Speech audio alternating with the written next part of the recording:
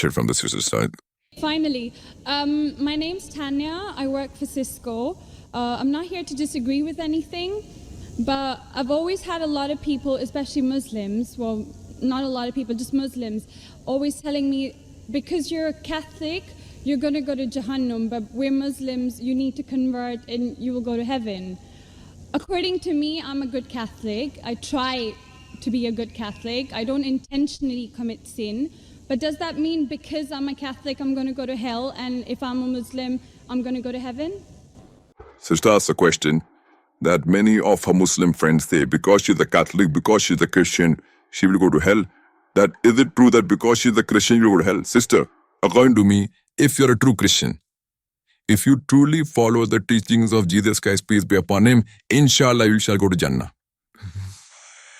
But if you truly follow the teachings of Jesus Christ, peace be upon him, Jesus Christ, peace be upon him, said, seek ye the truth and the truth shall free you. Correct? Now, what you are following, I don't know. Are you following a church or are you following Jesus Christ, peace be upon him? If you are following a church, the chances to go into Jannah is very high. If you are following Jesus Christ, peace be upon him, inshallah, you shall go to Jannah. Now, if you read the Bible, there are sayings of Jesus Christ, peace be upon him. I don't know how much you are well versed with the Bible. Now, all the sayings of Jesus Christ, peace be upon him, are in red letter. Are in red letter. Yeah. Sister, do you believe Jesus to be God? Well, I'm a bit confused about that, so I'm not going to get into that. No, I'm asking yes or no. Well, Confused, gone. no, it's not confusion, but I don't want to answer something I don't know. And it's not... Fine, I'm not saying you know or not. Sister, I'm not saying you know or not. What do you believe, I'm asking? No, I do believe he's God. Yes, Yes, I do. That's it. I'm not saying what you know. You may not be able to prove it. Fine, I tell you. Sister, I'll tell you one thing.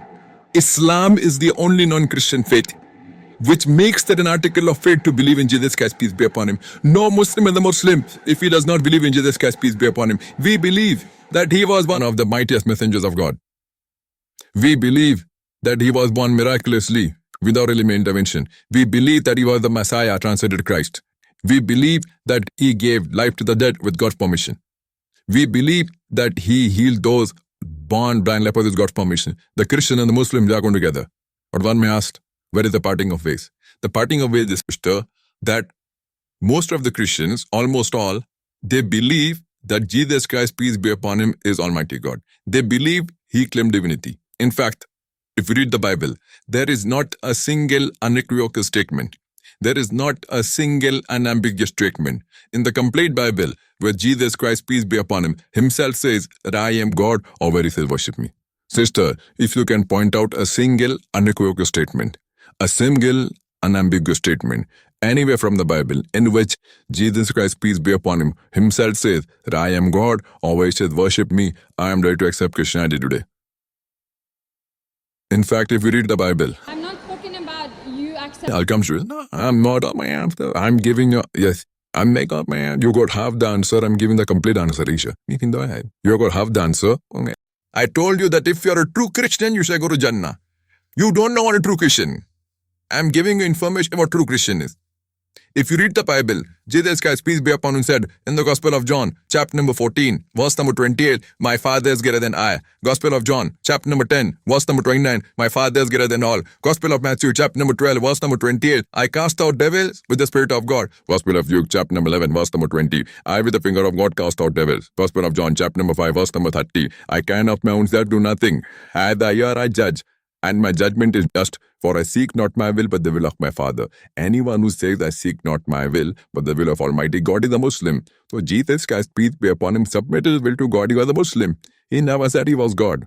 It's clearly mentioned in the Gospel of John, chapter 14, verse number 24. Jesus Christ, peace be upon him, says that the words that you hear are not mine, but my Father who has sent me. And it is clearly mentioned in the book of Acts, chapter number 2, verse number 22. Ye men of Israel, listen to this. Jesus of Nazareth, a man approved of God amongst you by wonders and miracles and signs, which God did by him, and you have witnessed it. So Jesus Christ is a man approved of God amongst you by wonders and miracles and signs, which God did by him, and you have witnessed it. So from the Bible, we come to know that Jesus Christ was one of the most beloved messengers of Almighty God. We love him, we respect him. Do we follow his teachings?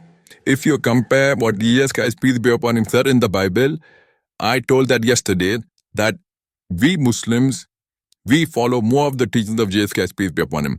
Jesus Christ, according to the Gospel of Luke, he was circumcised on the 8th day. We Muslims are circumcised, most of the Christian none.